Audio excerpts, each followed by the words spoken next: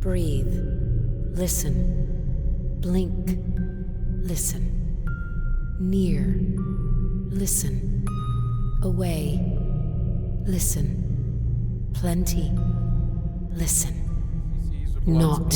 Followed by 15 Listen. cc's of Prosperidone. Throng. Actually, make it Listen. 30. He'll be fine. He's sedated. He won't know the difference.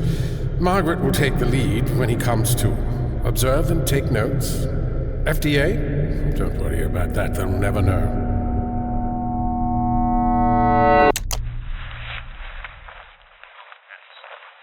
May 23rd, 2025, 8 p.m. Recording. I'm really not trying to be difficult. I know it's not ideal that I've been assigned to investigate. I understand, John. Just not sure what you want me to say. Not every case culminates in someone being walked out in handcuffs. I honestly don't think this is one of them, Mattox. I don't see why investigating this is even necessary. Some anonymous whistleblower came forward and said some things about the company. Who cares? People make claims against affluent families like mine all the time. Honestly, what's being said here isn't the worst we've dealt with. Alan Mine made a statement against you. Now mine? He hasn't been relevant to my life for years. He's just jealous. He's trying to cash in on all this. It feels like I don't have any friends these days. Mattox, I know you're trying to chase what you're passionate about right now. Exactly. I'm minding my own business. I've been writing this whole damn time. Forgery, fraud, misconduct with female liaisons, and contractors, including your doctor. I was in relationships with all those women. My wife will vouch for me on that. Making a career shift and becoming a novelist doesn't make that disappear. I know how tumultuous things were with your parents. It's why we got you medicated, and I'm glad we did that. I know you well enough to understand how complex all of this was for you, but the law doesn't care about that. And my job is to carry out the law. So you throw the book at your friend without even listening to my side? Is that it? Rookie Detective Motter. Things are different than they were in the old days, Mattox. We're not in our barracks anymore. This is real, not one of our sleight of hand tricks. I have to throw the book at whoever's guilty. But this situation is complex. You made a lot of bad decisions on impulse, but not everything was your fault. If this keeps heating up, I want to make sure things are fair toward you. Barnum would love this. What? Nothing. All I've ever wanted was to write my stories. I know. I thought Alan understood that.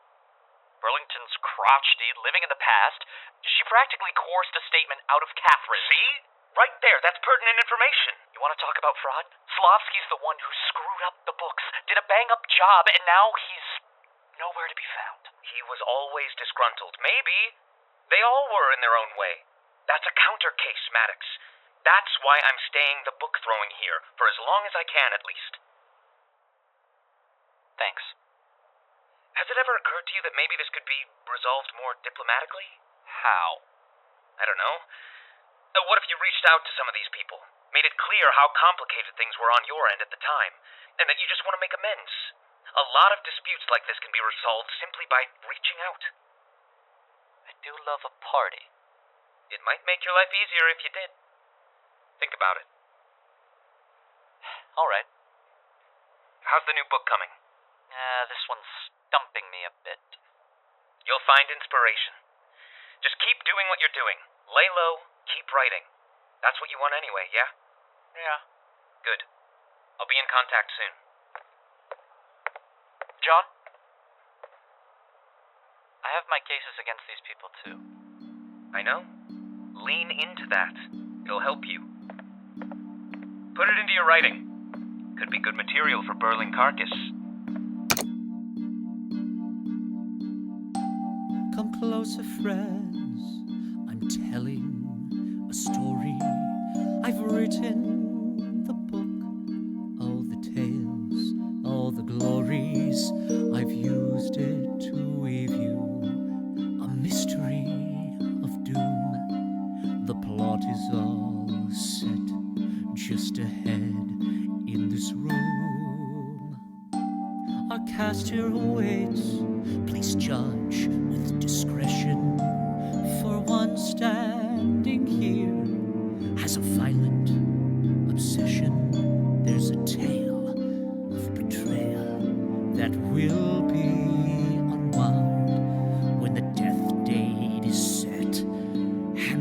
body is found.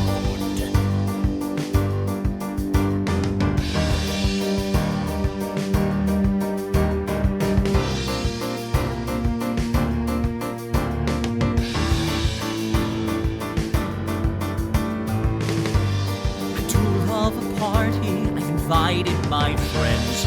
I don't know them well, it's a means to an end, but a well-rounded story helps draw you in. There's tension to set and subplots therein. Each man has a motive, each woman a want.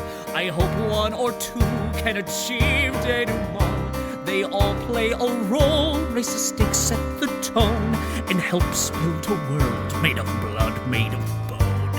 This is how it started, and this is how it happened.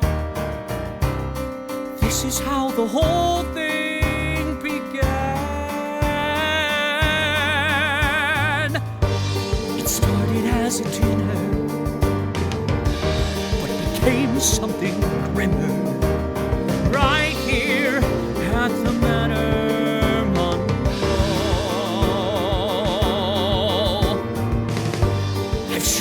Devices, new tricks up my sleeve, though I'm known in my books to lead on and deceive. The suspects are here, there's intrigue to engage. Turn the page, set the stage that depicts early graves. Hello, faithful fans of Burling carcass literature. It would seem a solo career wasn't far-fetched and completely out of the question due to an inane degree of literary talent. After all, told you Barnum. But I digress. In my time, I have written many murder mysteries. So many favorites. All inspired, but this one is different. This one is quite personal. May I share something with you? I love having parties. Duh, I'm rich. You know how it is. The inspiration for this book struck a little soiree I threw on the night of May 29th. There was nothing special about that day. Until there was. Nah. Look, okay. I'm just trying to get one of these books off the ground. Just be patient, okay? I'm just a writer trying to set myself apart from the rest. I even came up with a perfect pen name. Carcass. Burling carcass. But anyway, more about that night. It became a dark day, dear readers, I assure you. A doomsday, if you will. No. Everyone may spurn Monroe, but Carcass always has control over the narratives. Shit, coming off pathetic again. Look, I may have some flops, but I do love stories. They just seem so real to me. And this one is perfect. For you to understand, there is one bit of information you need to know. We begin the night of the 29th, rainy, cold, and windy. As all murders are, the suspects enter. Ooh, how are you doing, you sexy hunk of meat? Oh, there's a lot of you. Alright, my name is Burlington, Camilla B for short. Used to work for the Monroes back when they were the talk of the pharmaceuticals industry. Mattox and I became close, thick as thieves. And when I say close, I mean we were, you know, shibboleth. I would never do nothing to harm him. We was inseparable, we were. And then he dropped me for Uncle Sam in the great U.S. of bloody A and met another woman. Some bitch named Sasha. Hello, darling. Oh, who am I, you ask? Sasha Shalamayne. Yes, me and Mr. Monroe got hitched after his trip to the UK. Mattox used to be the heir to an immense fortune. Then he became a novelist. As you can tell by the fact that I kept my maiden name, I love being with a man who follows his passions. Not that anyone knows who the hell Burling Carcass is supposed to be. Slovski! Damn it, don't shoot inside! Slovski, put the gun down. No, I keep. This is a police investigation. At least put it on the table. Good God. Ollie, I shot Bird hitting window outside. I thought, he's so stupid, I should kill. He's dead. Because I shot with gun. Why I have gun? Don't worry. Monroe find me on street in Minsk. He say, you do finances? I say, what? I come back, no clue what is going on. Very good with finance. Then being investigated by police. My name is Sergeant Odelbert Biddleknight. S.O.B. for short. Mattox Monroe served in my army. He was quite the theatrical soldier. He and I both knew he didn't belong there. He went so far as to fake his own death to get out. Honestly, I must say, it was brilliant. Well thought out. Should have been a tactician. I would have promoted him, but despite my polite objections, he slept with my wife. Water under the bridge at this point, I guess. Now she's his wife. Hey, like I said, he's a brilliant tactical mind. I lost fair and square. Party's gonna be awkward. Oh, this place is a fixer-upper. My name is Alan Mine. My friends call me Landmine because apparently I can be a bit of a hothead. Monroe came up with it, actually. The loving friend he is. But it's not my name. That's not my name. That's not my name. Anyway, Mattox and I have been friends since we were kids. Back when my parents could afford to send me to that fancy private school of his. Those nights just him and me, just curled up on the couch. Those are the best nights of my life. Till he started bringing his high school girlfriend, Melody. Didn't see him for a long time after that. Well, this should be a doozy. Howdy, I'm Catherine Penn. Nobody calls me Penn except for Monroe. And he only does it because one time I showed him my knockers because I was blackout drunk. And by blackout, I mean I thought I went to heaven and shook hands with St. Peter. I was his doctor, but it wasn't strictly business. Sure, I'd check his temperature, his blood pressure, throat, size, weight, girth, and height. But there was more to it. He was sincere, honest, sturdy like a willow tree. But that was years ago. I suppose we both moved on, so I'm not quite sure why I'm here.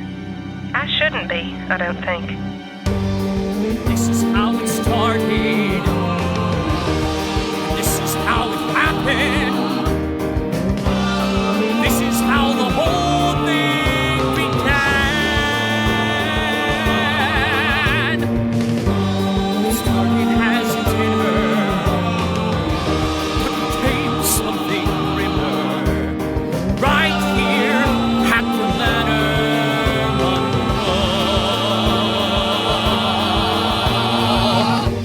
You can't back out now, I've invited you in.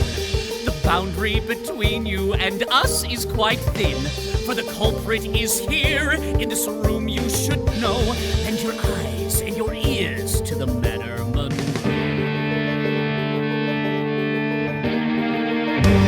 It started as a dinner, but became something grimmer. Right here at the Manor Monroe.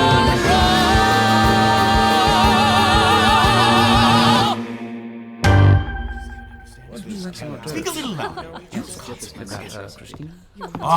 Catherine, sweet thing, lovely to see you again. Hey there, Miss Burlington. Same to you. Odd circumstances, huh?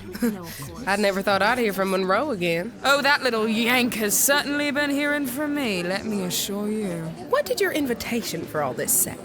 Mine just had the address and said, cocktails and hors d'oeuvres at 7. And by the way, I'm really sorry. Sorry was underlined twice. That was about it. Gee, I feel like I made him feel real bad about some of the things I said. You know, used to be upset, but I've gotten over it. maybe I shouldn't have. Nonsense, darling. Bring the asshole down and get paid. That's what I say whenever I break up with a chap. I don't know. I look back at my time with Mattox and it was clear he was hurting. That's probably why he acted the way he did. All the business with that co-writer hit him hard. All the stuff he was being medicated for? Whatever he was on about at the time made him a bloody good shag. That's all I care about. Stop feeling so bad, Catherine. He screwed us both over. Do you have any idea what all this is about? Could it be about the things we said? About the whistleblower? Don't know. Don't care. Do we even know who the initial whistleblower was? Darling, I haven't the slightest fucking clue. But I'm getting drunk and being insensitive. Who plated these snacks? Ugh. Sasha, how do you do? Sergeant Biddleknight. It's lovely to see you.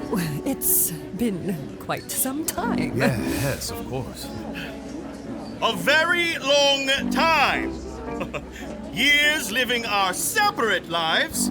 You're faring well, I see. Yes, Mattox and I live comfortably. Yes, of course. He's a good man, that husband of yours. I see he's keeping the mansion that he inherited from his darling mother and father without having to work a day in his life. Spit spot.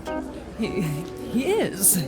He always was a bit of a mama's boy, Mattox, right? Even while he was in the military. He clutched that little music box she gave him whenever there was a thunderstorm. Very manly. Very. He cried the whole time as well. Not even his old buddy Motter could console him. He wailed like a child. Mattox is a very passionate man, very in touch with his emotions. That's a valuable trait. Isn't it just? Yes, he's quite the man, your honorable husband. You know I've always been fond of him. He took getting dishonorably discharged with such grace. You should be proud. Thank you. Really, just can't stress enough that he was dishonorably discharged from the military! Pull it together, Odelbert. What? I said pull it together. What? Keep your voice down. Ah? Pull it together! I am a man. God damn it. I cannot contain my raw energy. Shut up! Enjoy some sandwiches, Sergeant. I'd be delighted, Miss Shalamayne.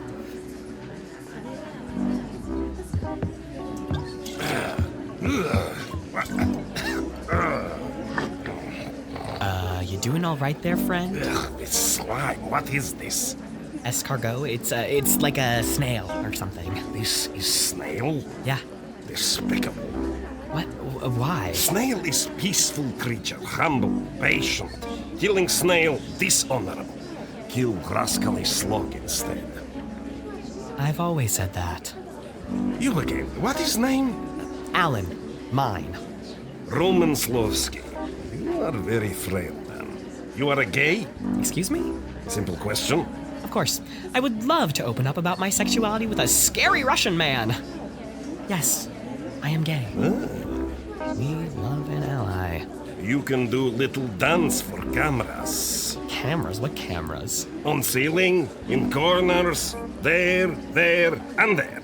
What the hell? Since when did Mattox become so paranoid? Aren't these the people who've been calling him out on his bullshit lately? Why did he... Oh my god, are you chugging straight vodka? Are you okay? He's very healthy.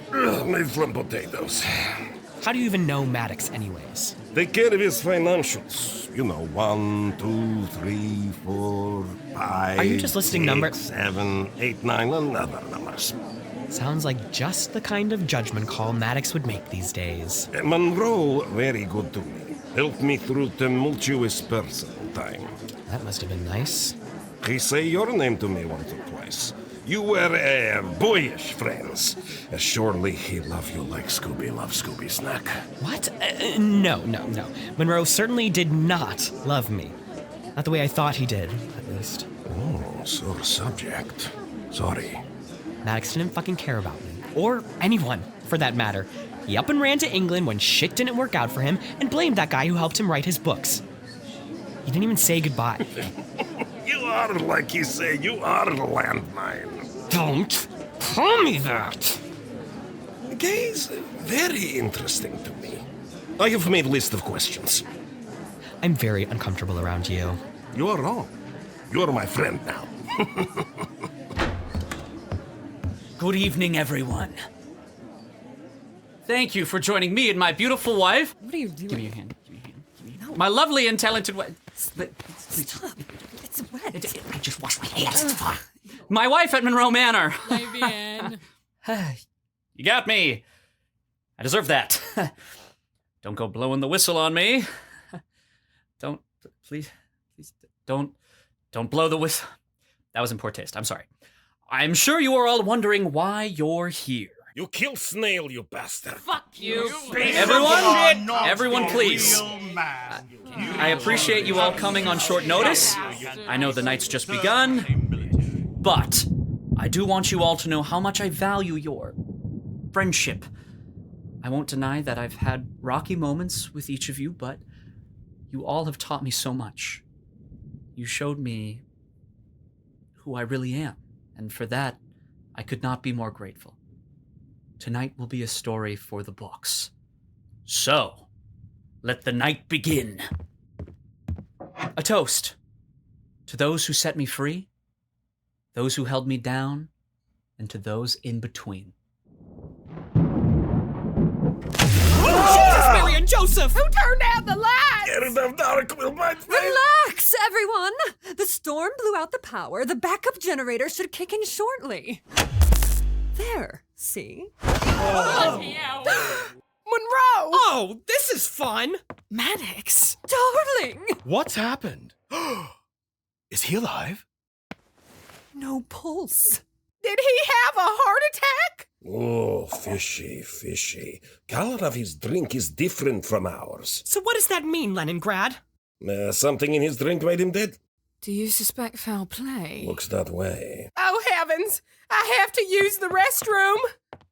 Don't leave me, honey. I need you. What a shame. I'm sorry. I'm here for you, Sasha. Get off me! Okay. Someone call the police! All right, I don't know about you, but I'm scared shitless and I'm getting the hell out of here. Oh, not the lights again! The storm. It's... Oh my gosh! He's gone! Where did he go? Someone stole the body. Let me out! It's locked! What do you mean it's locked? It can't be. We're inside! Well, technically, you could lock a door from the outside if you knew what you were doing with a brake or something, or at least block it. What the fuck are you talking about? Shut up! Nuh-uh! No. Now, where is he? He was dragged out of here. He obviously didn't get up and run. But you was the only one out of the room. Now, I can't speak for all of us, but I've got a hunch that is for sure. No. I just had to vomit. I was stressed. I had nothing to do with this at all. Truly, I'm just scared and terrified and really freaked out, and I thought tonight was just gonna be fun, but I shouldn't even be here. I just want to go home. I can't be a part of this. I'm a doctor, and I could lose my... Odelbert, it's just the doorbell. What? Who is that?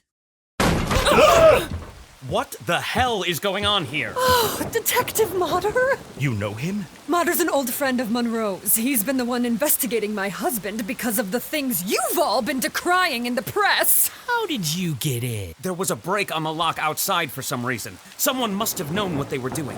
I busted through it before I rang the bell. I told you so. Shut up. Why, though? What's going on? Mattox told me to come for the party. I was running late because I had to replace one of my tires. He was here a second ago. He fell to the ground and we lost power, probably because of the storm. But after the lights came back on, he was gone, vanished, with a couple of drops of the liquid and the glass itself left behind. Wait, slow down. What are you talking about? Monroe is dead. What? We saw his body. On ground, no move. Are you sure he was killed? Yes, by someone here. Was anyone who was originally here at the beginning of the night missing from the room when he died, then disappeared? Enough! for all the things you've all been saying against Monroe, don't think I don't have my suspicions that one of you could have done this. Stop! This man was trying to make amends with each of you, and now he's dead.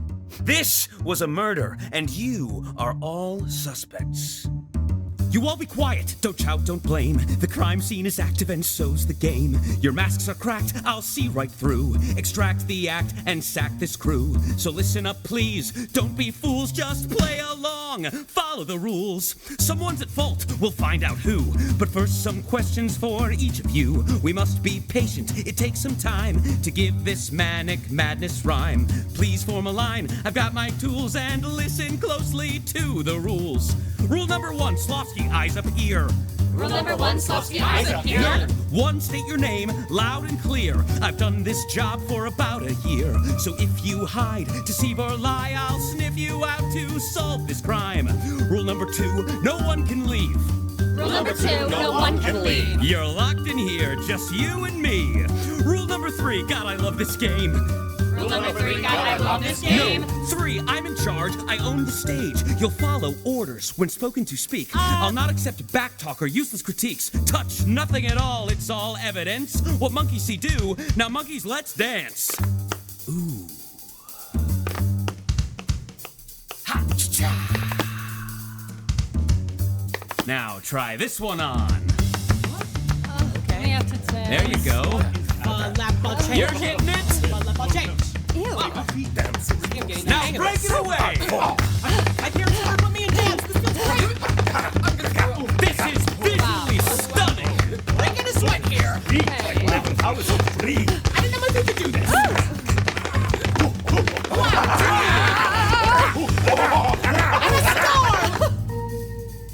Oh, yeah.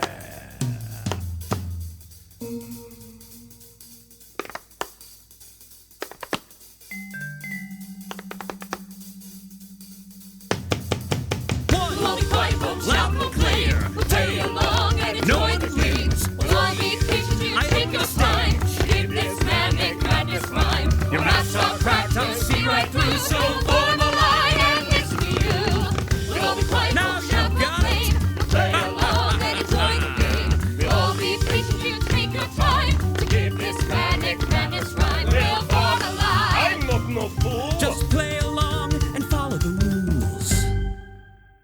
Now that we had one person who was missing from the room and was collectively noticed by all the other guests, I started the questioning. I wasn't planning on playing detective tonight, but I have to see this through. I knew Monroe. He wasn't perfect, but this was unjust. I have to do this by the book. Now, as a detective, I need to know simple things, such as where they were during the time of death and how they arrived at the party. Then, I have to figure out if anyone has a motive. To put the puzzle together, if you will. I'll now take you to the library, one at a time.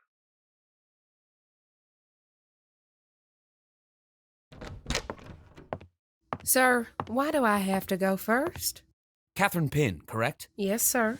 Miss Pinn, how do you know Mattox Monroe? Well, he was my patient. I'd been his doctor for Lord knows how long. About as long as a giraffe's neck. He's always been good to me, and I've never been nasty to him. At least, not intentionally. Mr. Monroe has always been someone that helped me out. When I've been in trouble financially, that is.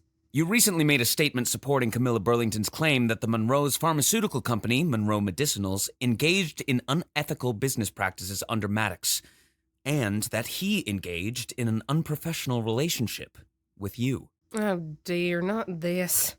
I knew I shouldn't have said nothing. It all got misconstrued. Did you ever feel truly wronged by Mattox? Well, only once. You see, he helped me fund my schooling. But there was one day where he came into my office and handed me a final check. He said he wouldn't help me any longer. So when I was invited here, I thought maybe he was offering me a second chance. My mama used to tell me about the lies that men will tell. They'll take the chance to fool you, so choose your husbands well. Don't settle for the city boy with fancy cars and shiny toys.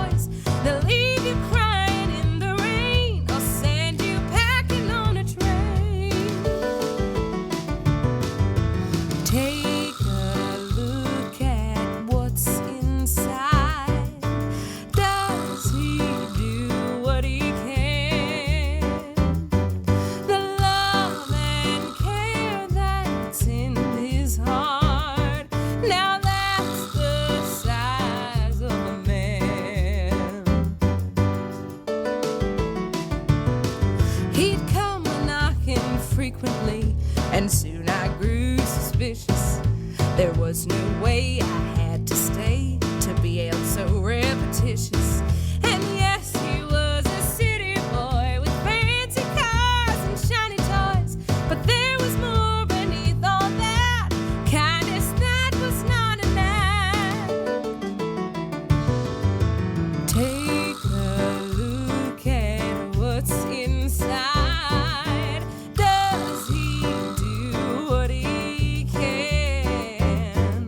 The love and care that's in his heart, now that's the size of a man. From there we didn't miss a beat. He pulled me close, he wanted me. It didn't matter when or where, he'd draw me in without a care. We're moving fast, I know, but when love knocks open the door, I should have known it'd take a turn. I should have thought of Mama's words. What do you mean? He knocked on my door, walked on in. I went to, well, say hello, and he just pushed me away. I mean, he was almost hysterical. No, Catherine, not now. Not ever again, he said. Started rambling about how his writing was getting serious and that he needed the money he'd been given to me for his writing account. Something about needing to prove to the world that he could write the bestseller he knew he had in him.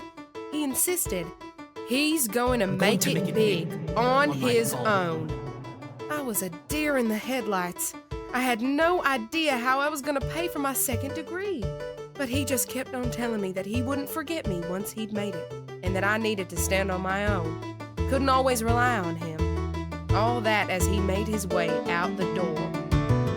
So I took a look at what was inside before he up and ran. The love and care lost in his heart, that was the size of a man. In some ways, I am glad he's dead. Well, no, not like that.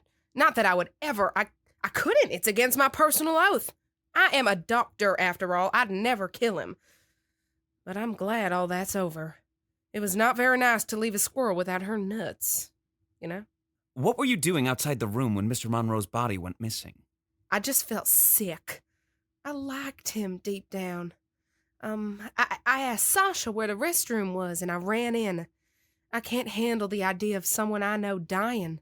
Murdered at that. If that's what you think. Ma'am, did you come with anyone tonight? Not intentionally. I just happened to be in an Uber with mine. Very sweet man, but I think he might be swinging the bay on the other side. You're picking up what I'm laying down? I got it.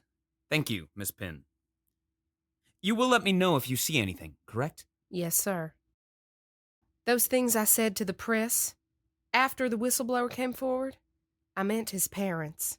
I said Monroe. They must have thought I was talking about Mattox. There have been a lot of investigations of Monroe medicinals over the years. I didn't mean the company itself. I meant his parents, Detective. The things they were doing with him, with the drugs they were giving him. It made Carcass's condition worse. It was terrible to see. Carcass? Oh, so sorry, Monroe. You know his pen name?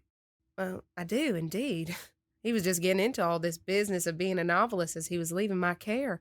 Went on and on about Carcass being his new identity.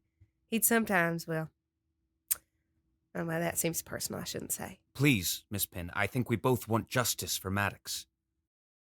He'd sometimes get into these strange spells. He'd say things that wouldn't make sense, things he didn't mean, or at least would say he didn't mean when he was Monroe again. Was he off his medication? It's possible. What do you mean when he was Monroe again? When he'd go into these spells, he insisted that I called him Carcass. He said that was who he really was. I see. You gotta understand, I would never have tampered with his medication or anything like that. Sometimes I even pulled some strings to expedite his refills. I don't doubt that, Miss Pinn. I knew Mattox. I know how he was. He was a good man. I know. And he was getting so much better. He'll get his justice. Come on in, Camilla.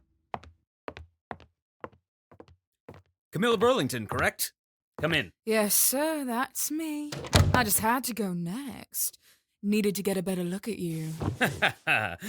Flattering, but inappropriate. What is your relation to Mr. Monroe, Miss Burlington? Oh, well, he's been such a close friend to me for so long. We met when he was in the UK to find himself or some shit like that, but it was so very special. Took me out, treated me right, showed me how a woman should be taken care of. Now, I don't know if it's the American way, but it was so unique. It was longer and harder, if you know what I mean. Oh, don't forget about the lazy Susan. Oh, yeah. By the looks of it, you don't know what that is. Well, let me tell you. You start with your finger, Miss and Burlington, let's stay on track. God save our gracious King, long live our noble King. God save the King.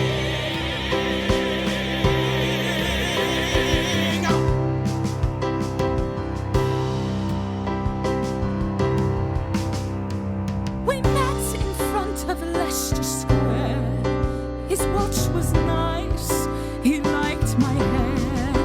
He glanced at me with wondering eyes. I fancied him, so we took a ride. It grew late. I pulled aside. He hadn't glasses yet. He brought the wine. A drink, he said, to set the mood.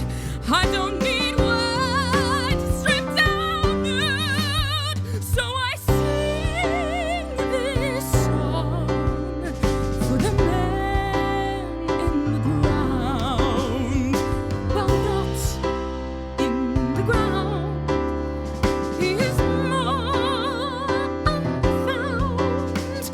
The coppers line in Black Prince Road. Oh, looked askance, it was quite a show. The Skyway Bridge was not too shabby. He went in my Westminster Abbey. So I sing this song for the man in the ground. Well, not in the ground. He's more unfound. 3 times around for more he groaned. The Yank was begging for Marylebone. 3 bottles later there we lay. Showed my Savile Row the American way.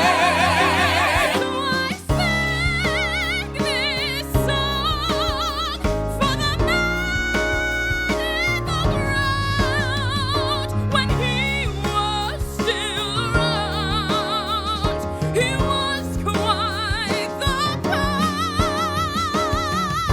Did any of that actually happen? As God is my witness, lazy Susan and all. I hardly believe you. Lazy Susan, you. Listen, Miss Burlington, not to be rude, but by the looks of you, I'm not too sure. not sure of what. Of... God save our gracious King, long live our noble King. God save the King. God save that man.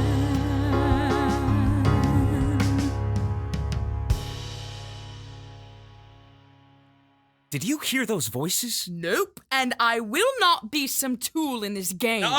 Yes, you will. That's the rule. Remember the song? You're in my world now. So you've had a lot to say about Mattox Monroe in the press lately. So what? I heard some chap went ahead and enlightened the public about his family's dodgy dealings. Excuse me for cashing in on it. Well, if Monroe's reputation preceded him so much, there must have been something you knew about him before meeting him. Something that struck you as noteworthy. Yes, fine. I knew of him before the UK trip. I'd heard about his books. Heard they were quite bad, actually. He was working with a co-writer, some fella by the name of... Barnum Vandelay? Yes, that's him. Heard they had a falling out of some kind. Left Mattox all turned about, distraught. He wouldn't stop talking about how much he hated the chap. They both had their part to play in their separation, truthfully. Maddox met Barnum during our days in the military. Barnum was quite a talented writer, actually. Succinct, gripping. Maddox was... He was the bloody Yoko Ono of independently published literature, darling.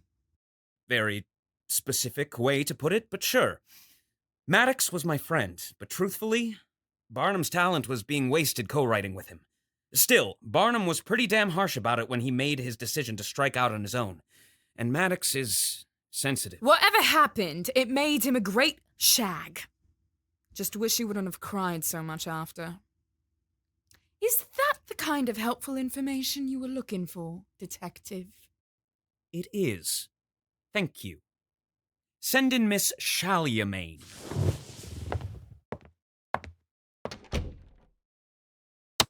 The investigation so far was like pulling teeth. We have a term for groups like this down at the precinct. As we say, these people are fucking stupid. I never said it was a clever term. The whole "she knew him before the UK" thing spiked my interest. But other than that, I've got nothing. Squat. Shit. Literally all I have written down is sex-crazed. That's it. Maddox was not perfect, as you can clearly see. He chose his friends poorly. But the man was operating at a deficit. His condition already made his life difficult, and the way his parents handled his medication, as Pin indicated, clearly didn't help. He was rough around the edges, but he didn't deserve this. Thank you for coming in. Please, have a seat. Miss Shalamayne, it's good to see you. For all the years I knew your husband, I don't believe we've actually met. Before you even ask, I would never have any reason to hate Maddox. I have never been in such a mature, loving relationship in my life, so let's just set that straight. One time, we even communicated our feelings to each other, using words. Like, what's with that? Astounding. How did you two meet? We met when he just came home from a trip to forget the past and find himself, or something like that. Now, this was after I had gotten out of a marriage with the sergeant, and... Have you talked to the sergeant since you've been here? I have not. Is that a problem? No, ma'am. My apologies. Could you tell me what happened in the room when Maddox collapsed? Well, my husband fell to the floor after he made a toast to all of us in the room. You know, thinking back, as all this happened, I did notice Mr. Mine was acting strange. He was looking at Maddox, watching him fall. He was just watching. Of course, I didn't have time to think about this, so I immediately ran to help my husband. He hit the floor, and I fell to my knees, and... Oh. I understand how difficult this must be, Miss Shalamayne. I was shocked, too. Devastated. Please, try to remember. What did Mr. Mine look like at the time of Maddox's death? It was sickening. I mean, he looked sickened. His eyes were so dark and sad. I knew the look on his face, like his soul was weighted down by regret, shame. Something like that. I'm not sure what happened. Oh, I'm sorry. I'm feeling a bit sick to my stomach. I'm sorry, ma'am. Do you need a moment? No, I'm fine. I only have a few more questions. Your husband's pen name, Burling Carcass. I've heard that he sometimes took on that name when his condition overwhelmed him. Have you ever experienced that with him? Yes, several times. What did he say in those times? All sorts of stuff. He wasn't thinking rationally, you know? I'm sure it's no secret that Maddox and I weren't always the most compatible partners, but when he was going through that, I couldn't help feeling badly for him. He was suffering, sometimes panicking. What do you mean? He didn't always say much about it. He would spend his time furiously writing when it came over him, but sometimes he would spout on about how he had to get his bestseller done quickly before the people who were after him turned up. After him? Did he have reason to believe he was in danger? When he was Monroe again, I'd try to press him about it, but he didn't always remember what he said. I should mention, he only said stuff like that after the whole situation, when the Monroe medicinal whistleblower hit the press. Sure. That makes sense. He was probably quite stressed about that. It's the best thing that could have happened for him, if I'm being honest. Best thing? I mean, I won't act like he shouldn't have taken accountability for some of his behavior, but he was thrown into a whirlwind. That wasn't how things were supposed to go. What? Miss Shalamayne, do you know something about what's being said in the press that I don't? Look, I really wasn't a good wife to Mattox. Granted, he didn't really deserve a good wife for a lot of reasons, but he also didn't deserve to go out like this. So, I'm going to tell you something that has to stay between us. What is it? I know who the whistleblower was. You do? Yes, it was Barnum Vandelay. Barnum? Was he bitter about his separation from Mattox? What? No, Detective Motter. That's not why he did it. He didn't go to the press with dirt on Mattox. He went to the press with dirt on Monroe medicinals. He was trying to help Mattox. Are you serious? How? With what? I mean, I know his parents would sometimes administer treatments to him that hadn't gone to market yet, but that was to help with his severe delusional disorder. Mattox didn't always have severe delusional disorder. What?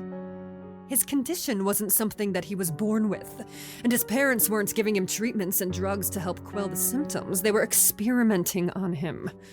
I'm not talking about pills, Motter. I'm talking about Project MK.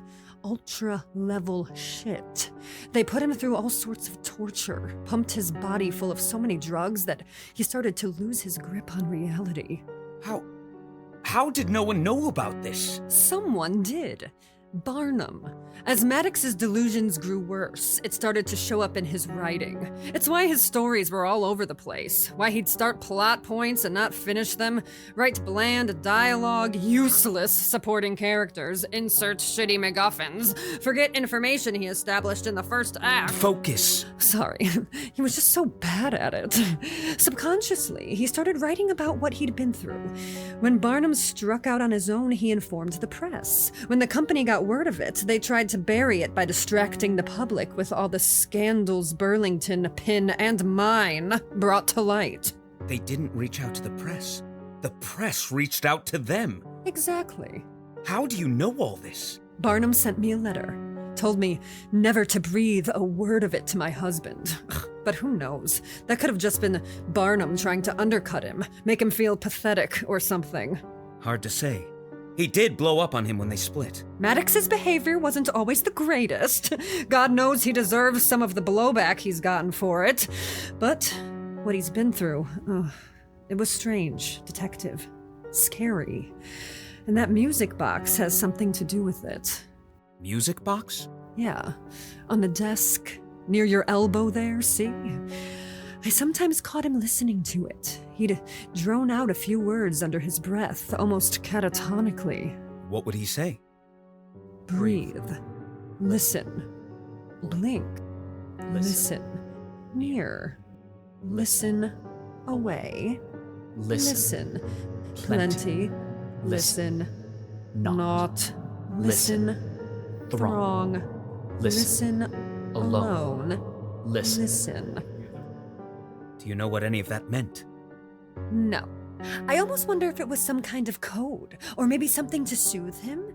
That was how I knew he was either going into or coming out of an episode. He did that as it was starting and as it was ending. Every time. I never knew. God, if I'd have known, I could have helped him. The lights! Shit! What happened? Quickly, stay close. No one move! What the devil happened? My god, Pin has been stabbed! We need to call a medic. Did you see anyone? Too dark would have attacked if I did. Where is mine?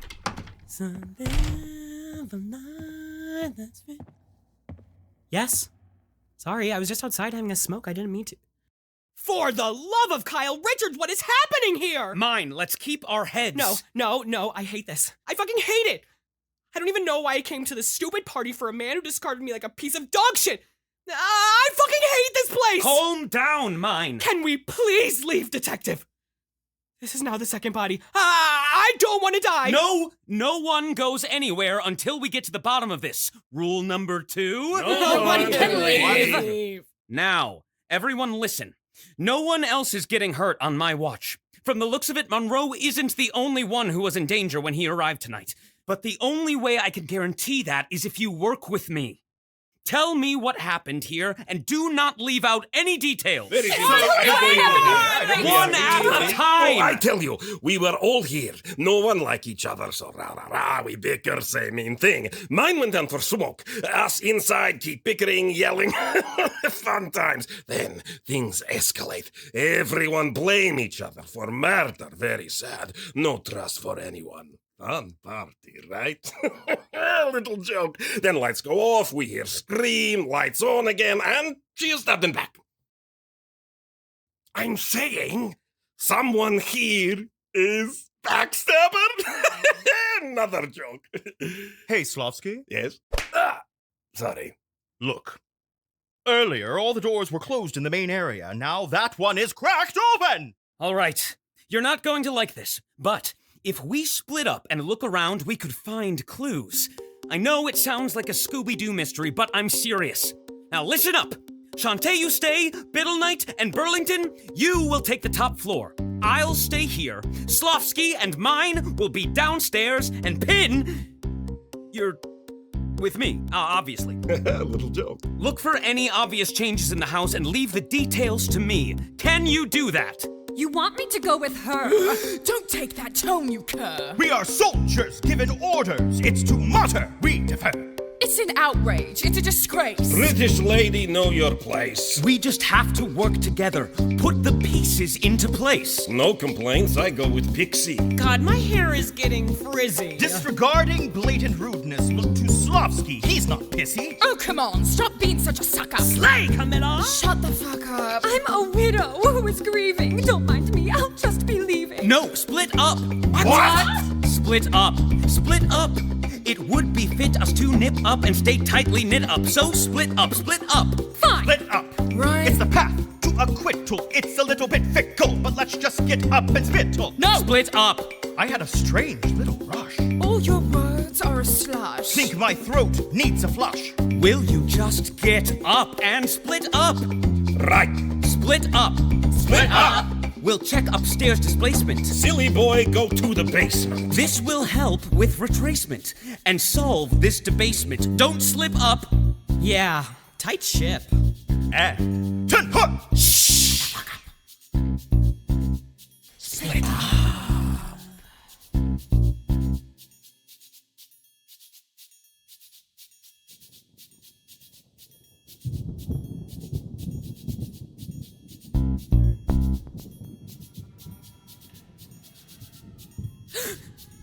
Bloody hell. Shh. No. Oh, mouse. Oh, God.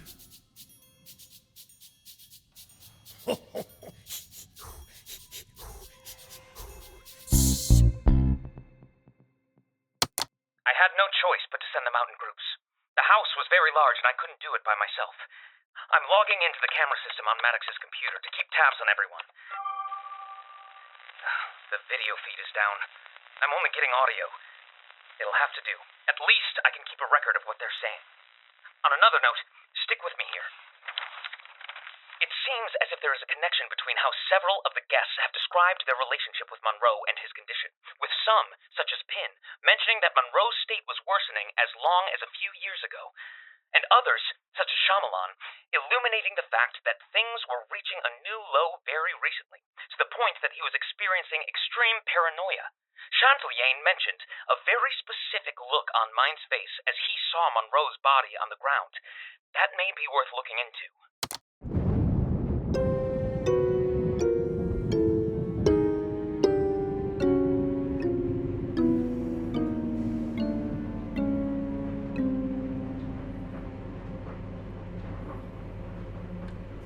You know, you fascinate me.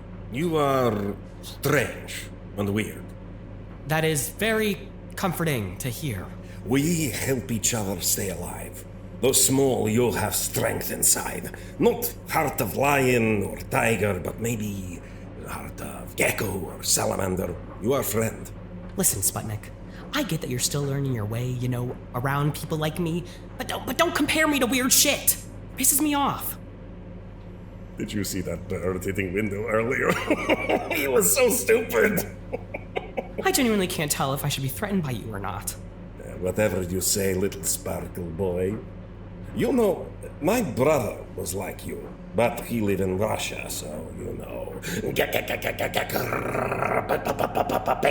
bang, bang, bang, bang, bang. Very sad day. Can't be yourself in Russia. So people call you landmine. It's because you freak out and blow up like boom. Yes, it is. In fact, I hate that nickname, but I've skipped out on so many anger management sessions, I guess I deserve it. But don't go boom on me because I am packing heat and will defend. Holy, you're the God! Holy Mary, Mother of God! I am not going to shoot you, little pony boy. I keep it for safety, yeah? Now stop talking and look for a clue like Scooby-Doo. Scooby-Doo? God, how old are you? Scooby-Doo is honorable dog. Speaks with conviction. Is role model. That's your role model? A cartoon dog? Don't know many TV shows. It was first thing that came on. That's the extent of your American media literacy. Scooby-Doo teach me English. What? Yeah, you know. Rut-roll, Raggy, Ruby Rack, Ivy, Rob, Big Robbery, Ranwich. Very good teacher. I would have gotten away with it too if it wasn't for you meddling kids. You know this. Good Lord. There's so much you have to learn. I think I see what's happening here. We're not so different, this much is clear, so just give in. Don't fight what you know. I see a shine that's buried below, yes, I know it's scary, and you're unwary of just how deep this feeling goes. So live a life that's free with me. Brush off the dirt and become shiny. But beneath the hairy there is something merry. Being you is never wrong. Just sit and reap what I will sow. You've lived a life that's drab and dull for too long. You funny man, but I ingrate. I do not need this. Educate. Come on, I'll set you not quite straight. I'll polish this gemstone. There's no room for debate. Not to make this court adjourned, but KGB is where I learned. Looks to men must be discreet, or they will shoot you in the street. Brother loved a baker boy, kind of love, regime destroy. One day they tire a facade, firing squad took them to God. Mother cried and father died. I had no choice, I had to hide. Mama's money brought me into town. She made me promise keep head down. Yes, I knew I saw it behind your eyes. You're safe here with me, there's no need to disguise. And though it's not great here, it's better than there. I'll be by your side through the darkness and despair. You can live a life that's free with me. Brush off the dirt and become shiny. The world you grew up in has been overhauled. There is far less judgment, you can stand up tall. We're past the days of Stalin's reign, so be yourself, you can love again. Try to live a little and forget your fears. All your inhibitions just might disappear.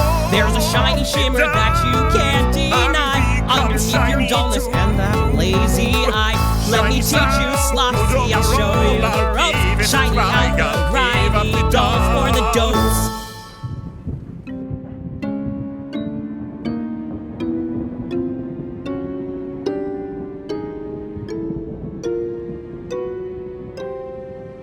That Motter fellow realizes we're not detectives ourselves, doesn't he? What exactly are we looking for? Anything that seems off. Just use your eyes and your good judgment. I've never been here. How am I supposed to know what seems off? That's why he sent me with you. I live here. I know the place inside and out. Don't. Not a word. Nasty. Is it extremely cold in here, or is that just me? Yep. Just take a look at my nips. What did I just say, Camilla? I heard a little rumor from a little birdie. Just a little birdie, like a canary or something. Small, not an eagle or nothing. Not incredibly small, like a common sparrow or a swallow. Maybe more like a blue jay or a robin. So you're a bird enthusiast now? Christ, spit it out. I'm getting off track. My point is, this birdie chirped that you two used to be united. Why are you both here if you used to... You know. You are unbelievable. Yes, we were married.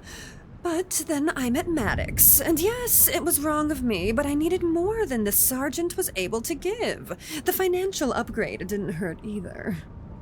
Did you forget that I'm in here? Not the first time he said that to you, I'm sure. Camilla. Sorry, Sergeant. Yes, well, it was great while it lasted. I just couldn't get it up. I just couldn't keep it up. I just couldn't keep up with Monroe.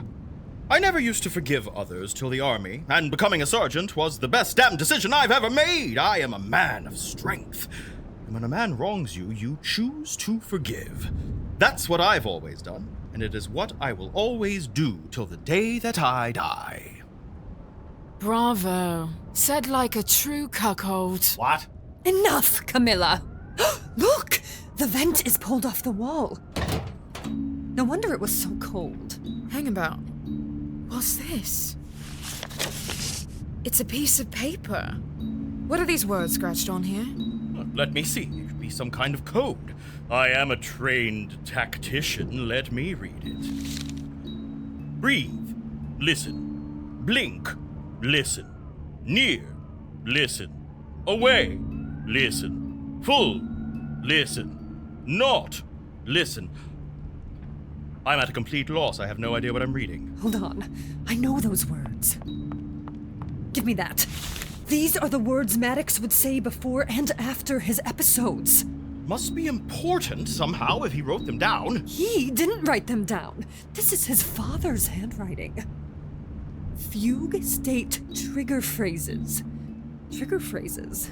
These words, they couldn't...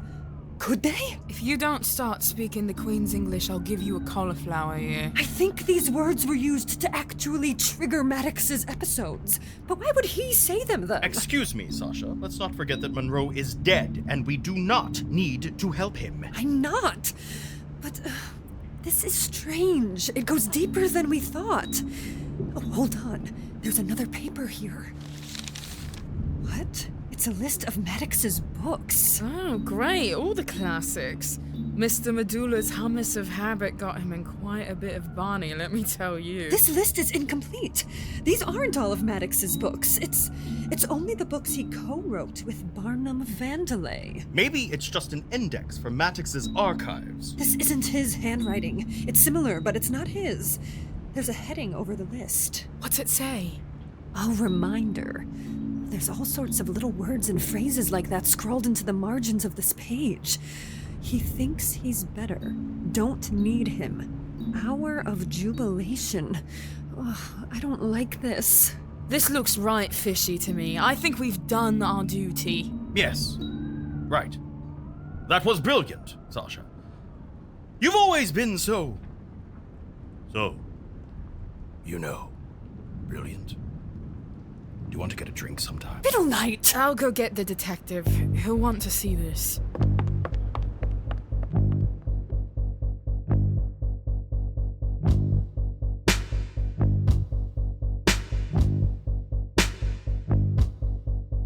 Have to get things straightened before this all hits the news. The story's getting muddled, it's hidden within the clues. Tie up all the loose ends and give this melody rhyme. But people here among me are barely linked to the crime. Pin at first seems suspect, a subject of great concern. A lover who discovered her feelings weren't returned. She doesn't have the mettle to murder. She took an oath for systematic, Hippocratic. It doesn't add for both, though they have all remained. Stepped forward when I called their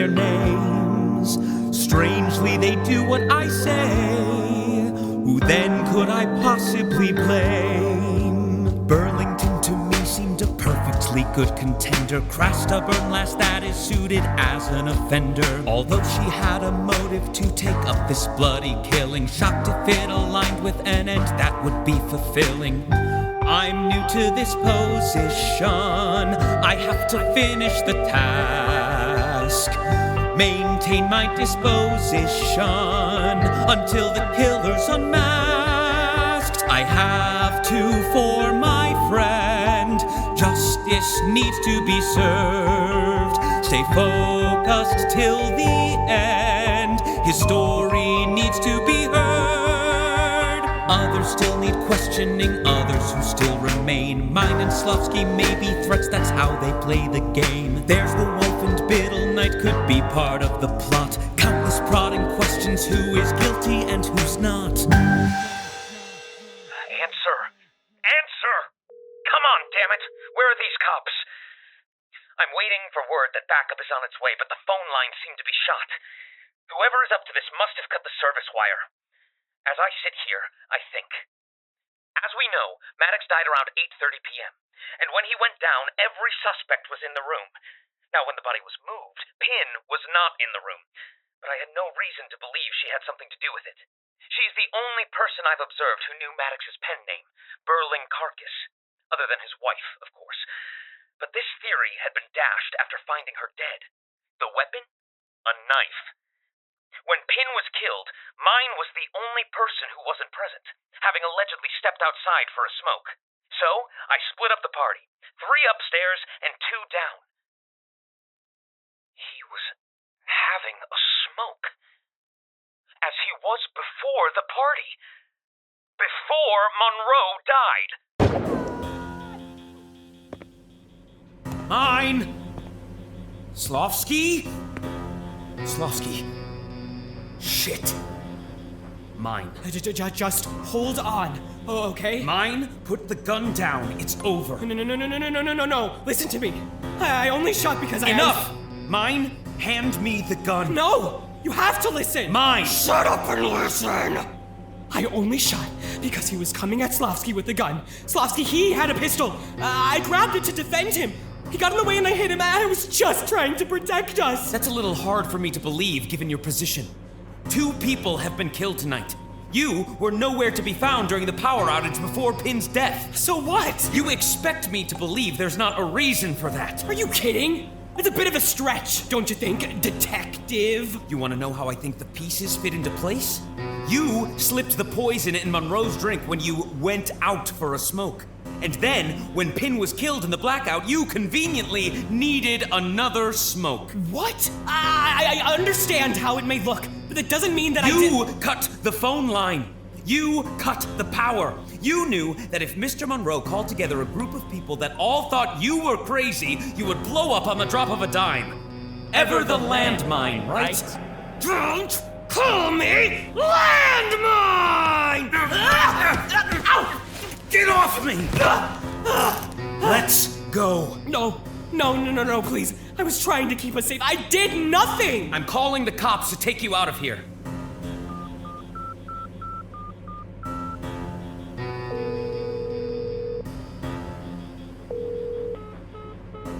Damn it! You have the right to remain silent. Anything you say can and will be used against you in a court of law. You have the right to an attorney if you cannot afford... Detective! Mine? My God. A gun. No one in this house is armed but me. What are you saying? I'm saying there's someone else in here.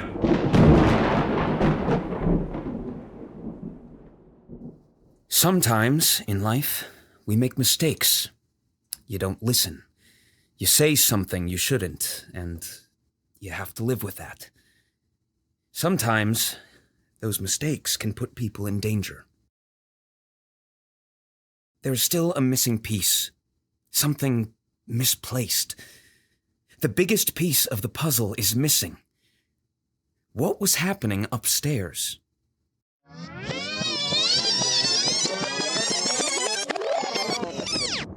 I'll go get the detective. He'll want to see this.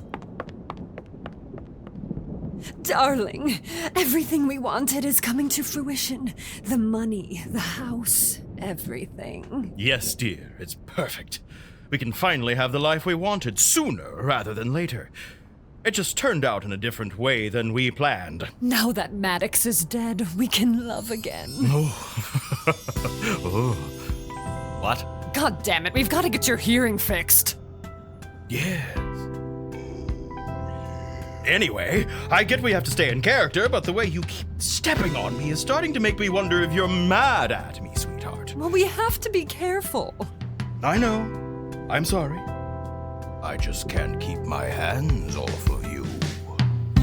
I've waited years for you to answer my demand. Now after everything, the moment is at hand. But stay right there, don't make a sound.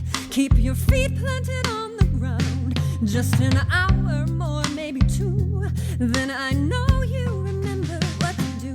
Oh yeah, that's right. You and I will get it on tonight. It's been so long since I've had a man with the baggage that you've packed.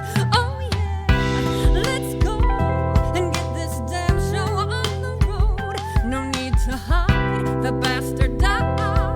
There's more to do, but then I'll get right back to you. The time I've spent out fighting wars, sleepless nights in trenches and gunsweat shores. How could I wait 1 second more? We earned the right, I'm here, I'm yours. We've got to do it well, I know. You go above, so I can get below. Oh yeah, come on. I've got plans for you that must be done. This urge cannot be controlled, but a soldier does just as he's told. Oh yeah, teamwork. There are odds and ends, so stay alert. The perfect trap fell in our lap. So play it right, cause it's you and me tonight. It's been a long time since I was treated and finish this fucking song. Your manly hands, that bitter war-torn smell. Like I said, let's you have what I require, so let's not make this long. Why don't we go Set up ahead the pieces, move along, Let's just and get in bed finish where we belong. Oh yeah, it's time. I've got plans to make you mine. The surge cannot be controlled, but a soldier does just as he's told. To make it happen, Complete the crime. now we should get downstairs. I will, I swear. But first, that's right. Come here, my love. No wait, All right. but wait tonight.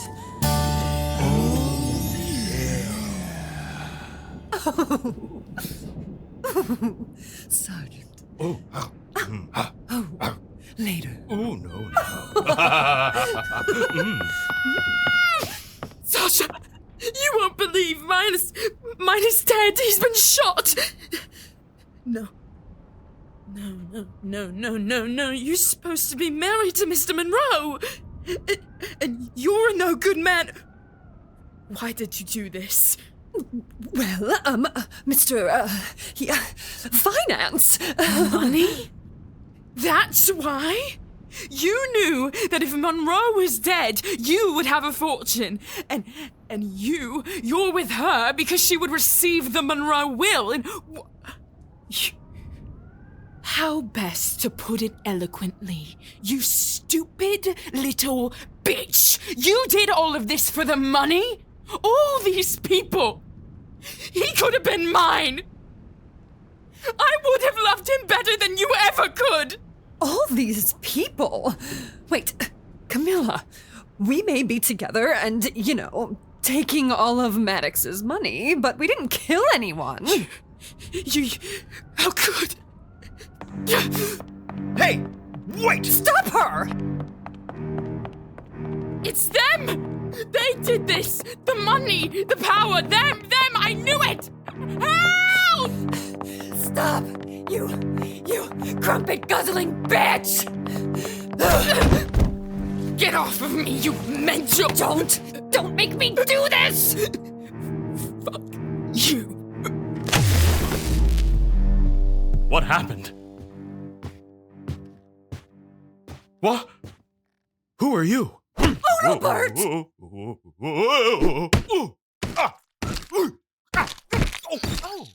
Mouth.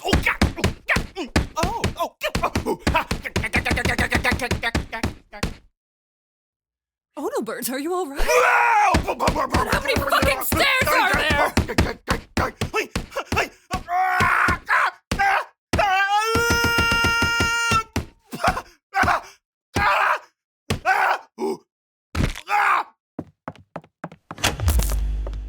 My God, Odelbert! I'm sorry, darling. I wish we could have had the life we dreamed of. No, not two extremely wealthy men leaving me in one night. Fear not, my darling. I will always be with you. Like, in a financial way, right, darling? What? In a financial way, you deaf bastard! I feel like we didn't really have the chance to talk about that. Yes or no? Yes. Yes, of course. Yes. It's all yours. Oh, how could we talk about money at a time like this? Oh, you've taught me so much. You taught me to forgive. And you showed me that the army doesn't tolerate weakness. Let's go. Wait, you can't take me. Where is his body? Whose body? Monroe! How can you prove I did this? I heard you. Everything you said. I have it here on my recording device. Darling, everything we wanted is coming to fruition. The money, the house, everything. I heard what you said. I got what I needed and went back to the main room. I had you isolated together upstairs. It's just unfortunate that Miss Burlington was in the wrong place at the wrong time when she saw you two. You're coming with me, Miss... It's Shalamayne, right? Yeah, that's it. Good, okay. Do you hear that? What is that smell? It's coming from over here. Holy shit. What? We've got a body. My God, it's burnt. Someone set this man on fire. What the fuck is happening? Sasha, you might want to step away. I think it's Mattox.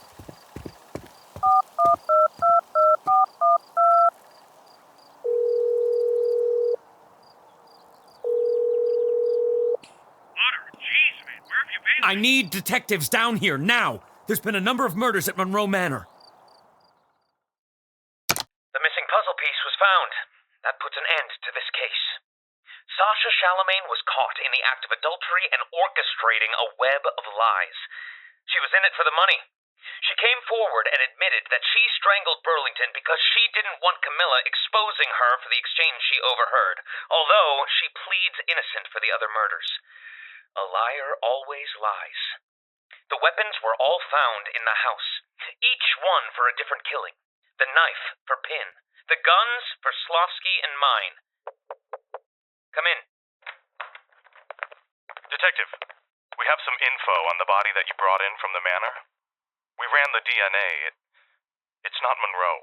It belongs to a man by the name of Barnum Vandelay, a co-writer to Monroe. Barnum? Well, there's more. One of the boys found this at a local bookstore. We thought you should see it. A book? What the hell is this? It's his bestseller, sir. Murder at Monroe Manor. Written by Burling Carcass. Holy shit. Dedicated to those who gave their lives for this story and to Detective John Motter, who gave me the idea to make this story a reality.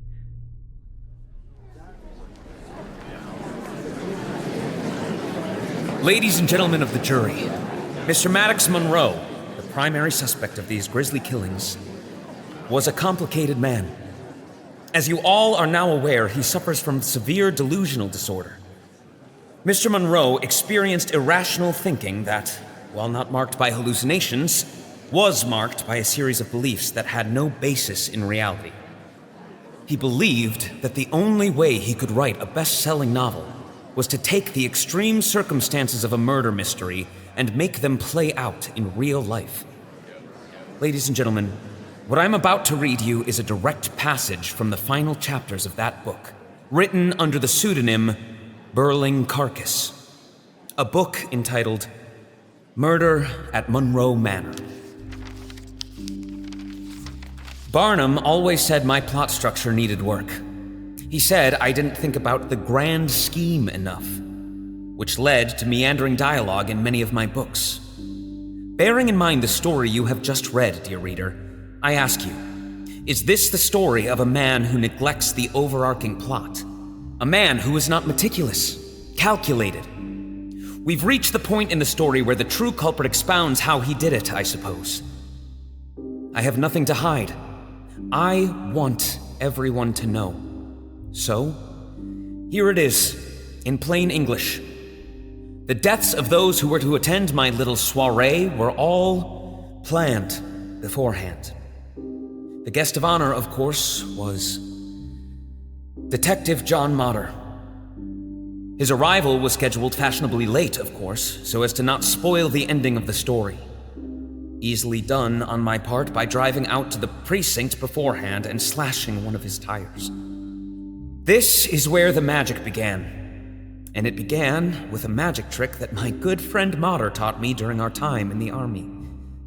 A wad of balled-up socks squeezed into my underarm stopped the pulse in my wrist just long enough for my two-timing wife to declare me dead to everyone present. I timed my death to occur precisely at the storm's zenith, knowing that the power would blow, giving me the perfect opening to escape the room undetected. Shame Barnum couldn't be there to see it. He would have been proud of the forethought. I waited until Sasha's interrogation to cut the power once again, at which point I took up my knife, looking at the reflection in the blade that was no longer a man, but now a true writer, and in the dark, sank it into Pin's back. I knew she was under the most immediate suspicion due to the fact that she left the room before my body disappeared. Killing her first was the perfect way to build tension and sow distrust. It was here that Motter decided to split up my friends, making the story more interesting from my perspective.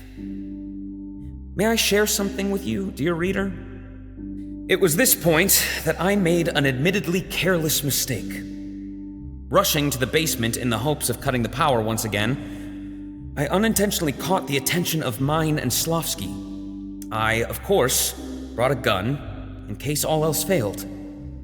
When Mine caught a glimpse of me, he panicked, seizing Slovski's gun and, well, Mine was never good with his hands. The landmine blew up and took Slovski's life when it did.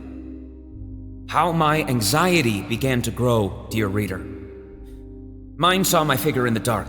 He was a loose plot string that could unravel the tapestry I was weaving with a single pull. But the protagonist must always face adversity as the conflict rises. And luckily, my good friend, Detective Motter, had my back. Headstrong as ever, he didn't let Mine speak, and instead turned him around and began marching him to a police car, giving me the perfect opening to fire the final bullet in my chamber right into my childhood friend's back. He would have ended the story sooner than I'd have liked should he have gotten Mine out of the house. But worry not, dear reader. Carcass always has control over the narrative.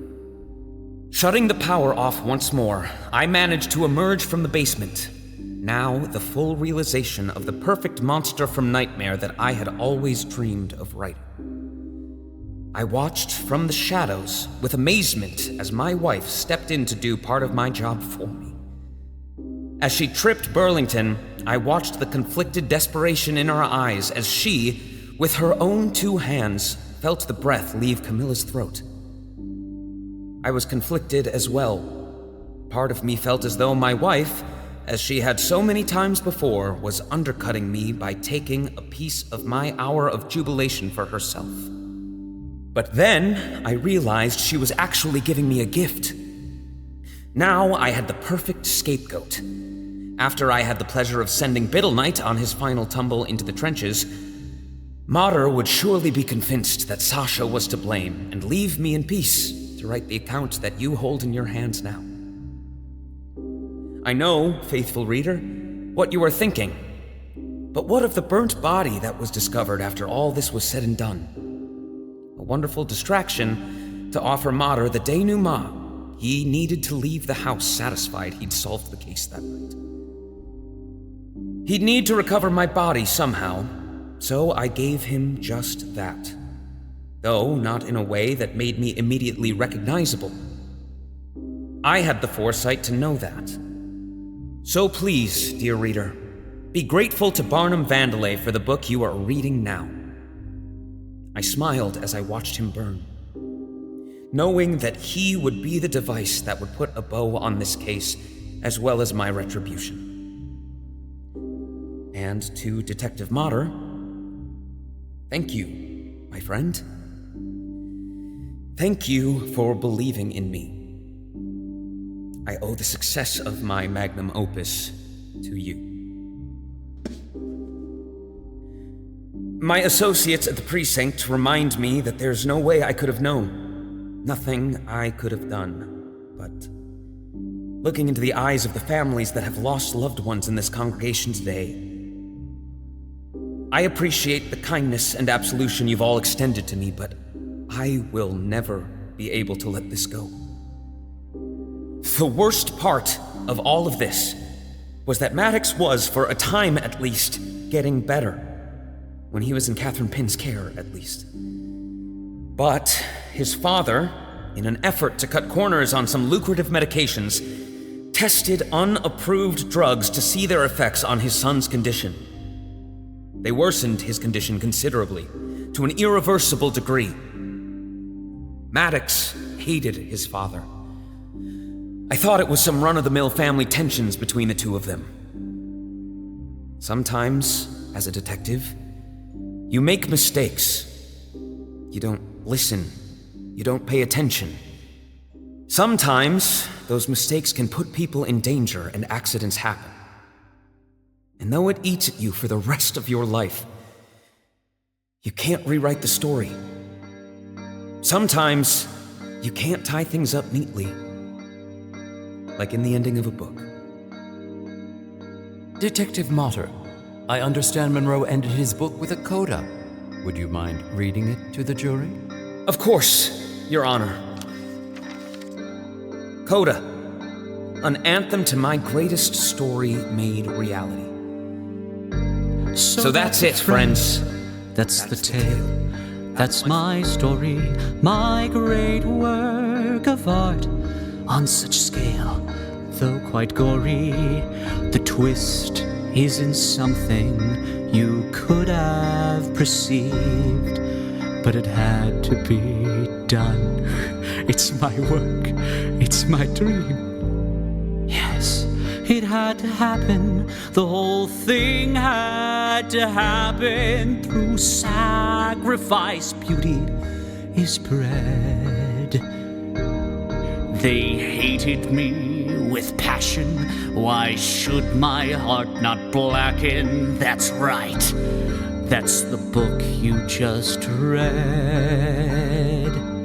From attic to cellar, you lived my bestseller right here at the Manor, Monroe. My guests were all grasping, fake friends with their vices, always took without asking, leaving me unrequited. Pin, mine and Slovski were fine plot devices. Burlington, Biddleknight, their deaths were my prizes. Oh yeah, that's right. Once in jail, yes, my wife had her lover killed off. That's the size of a man. Those fake bottom dwellers helped to make my bestseller right here at the Manor, Monroe.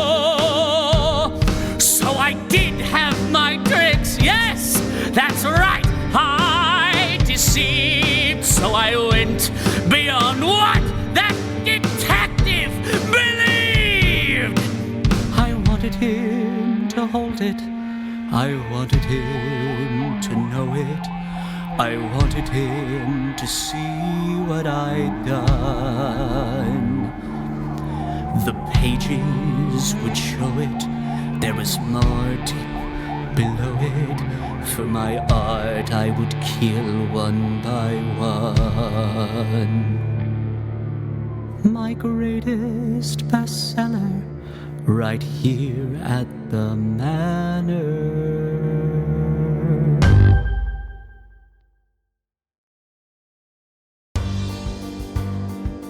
Thank you for joining Secret Handshake Productions and DKG Production Company for Murder at Monroe Manor, with music and book by Darian Goulding and book and lyrics by Elliott Brotherhood.